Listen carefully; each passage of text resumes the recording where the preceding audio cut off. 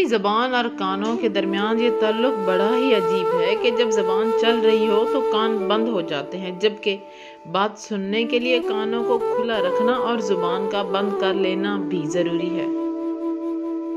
خدا کا نام لے کر اٹھ جاتے ہیں جو لوگ، منزل کے پاس وہ نہیں، منزل ان کے پاس جاتی ہے۔ آپ سے اس چیز کا حساب لیا جائے گا جو آپ کو عطا کیا گیا ہے، لہٰذا دوسروں کے بارے میں سوچنے کی بجائے اپنے حساب کی تیاری کریں۔ کبھی بھی خود کو اتنا قیمتی مت سمجھنا کہ ہر کوئی تمہیں دل سے نکال دے، کیونکہ جس چیز کی قیمت زیادہ ہوتی ہے اس لیے اکثر لوگ چھوڑ دیتے ہیں۔ دوسروں کی غلطیوں سے سیکھیں، آپ کی عمر اتنی نہیں کہ ساری غلطیاں خود کریں۔